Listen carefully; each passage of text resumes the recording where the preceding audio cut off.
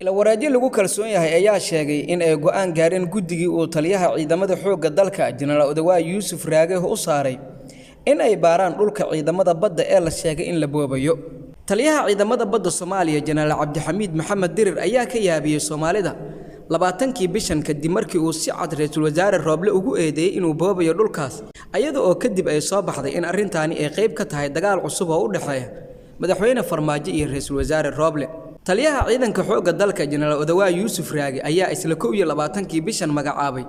guddi baara arrintan kuwaas oo kala ahaa Sareeye Guuto Maxamuud Sheekh Cali Maxamed, Sareeye Guuto Maxamed Taliil Biixi, Sareeye Guuto Maxamed Xaashi Guuleed, Sareeye Guuto Maxamed Xasan Raage iyo Sareeye Guuto Cabdullaahi Warsame Siyaad.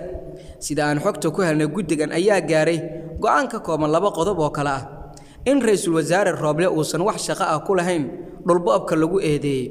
iyo in taliyaha ciidamada badda Soomaaliya General Cabdixamiid Maxamed Dirir uu meel weyn uga dhacay sumcadda Ra'iisul Wasaaraha sidaas darteedna xilka laga qaado. Si kastaba guddiga ayaa laga hor istaagay inay shaaciyaan go'aankooda kadib cadaadis xooggan oo kaga yimid madaxtooyada Soomaaliya oo markii horeba la rumaysnaa inay ka dambeysay wararka lagu qaaday shakhsiyadda Ra'iisul Wasaare Roble. sida uu sheegay taliyaha ciidamada badda Soomaaliya General Cabdixamiid Maxamed Dirir waa dhab in dhulka ciidamada badda la bixiyo oo la siiyay shakhsiyaad kale hase yeeshee waxaan xog ku helnay inuu bixiyay madaxweyne Maxamed Cabdilaahi Farmaajo. madaxtooyada ayaa dhulkan siisay ganacsade soo dejiya baabuurta oo lacag $1 milyan oo dollar ah ku lahaa si uu lacagtaas bedelkeeda ugu qaato dhulkan. taliyaha ayaa la sheegay inuu dhowr mar ka joojiyay ganacsadaha inuu dhulkan dhisto hase yeeshee Roble ayaa intii uu madaxweyne Farmaajo ku maqnaa safarka Turkiga u sheegay inuu u ogolaado sababtuna ay tahay in madaxweynuhu uu sidaasi amray. hadalkaas Roble ayaa la sheegay in kooxda madaxweynuhu ay uga faa'iideysteen inay taliyaha ka dhaadhiciyaan inuu sidaasi warbaahinta ka sheego.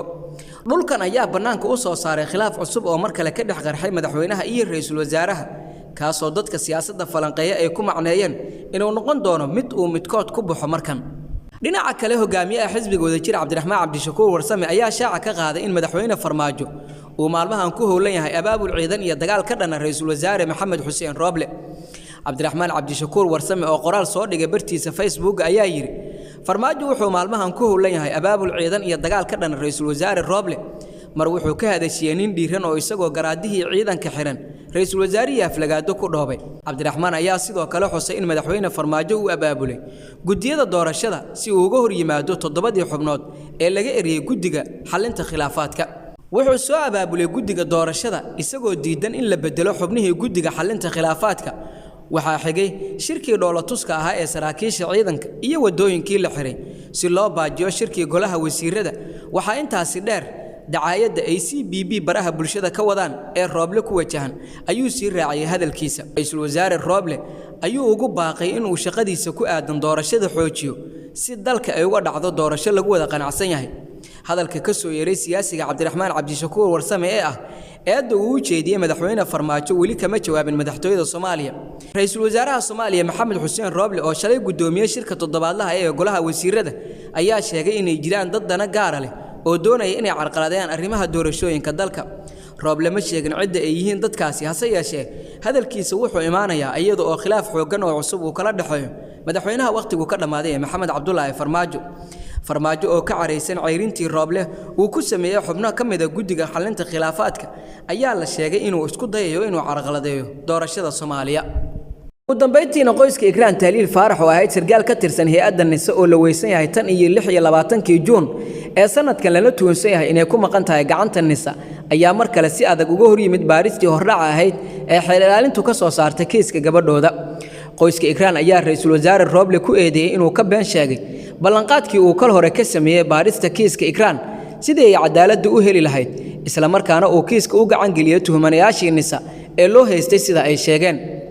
qoyska muwaadin Ikraan Taliil Faarax waxaan halkan uga jawaabaynaa war xaqiiqada ka fog oo ka soo baxay xeer ilaalinta maxkamadda ciidamada qalabka sida 22kii November ee sanadkan 2021 ciwaanna looga dhigay baaris hordhaca oo ku saabsan kiiska Ikraan Taliil Faarax ayaa lagu yiri qoraalka ka soo baxay qoyska Ikraan.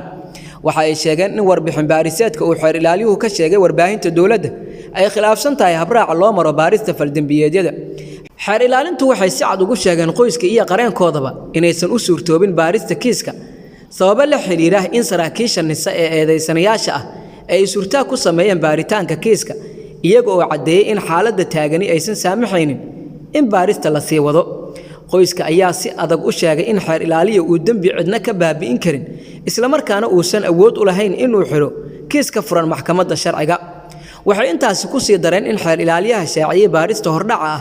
uu cagajugleeyay Yaasiin Farey kadibna uu muuqaalka laga sii daayay warbaahinta dawladda ka duubay si looga dhaqo eedaynta culus ee kiiska Ikraan Tahliil Faarax uuna ku helo kursiga xildhibaannimo ee loo boobay tiirarka dawladnimada waxaa ugu muhiimsan cadaaladda haddii cadaaladda ay waayaan dadweynuhuna waxay ku qasbanaan doonaan inay gacmahooda ku raadsadaan cadaaladda ay ku qanacsan yihiin xaq dadkii lahaa daba joogana marnaba ma lumo ugu dambeyntiina waxa ay sheegeen in maxkamadda ciidamada qalabka sida ay u cadeysay in dacwadda Ikraan Tahliil Faarax aan weli la qaadin oo weli kiiskaasi ka furan yahay maxkamadda xilli uu xeer ilaaliye Buula Kamey uu kal hore shaaciyay in eedeysanayaasha nisa lagu waayay eedayntii la xiriiday maqnaashaha Ikraan Tahliil Faarax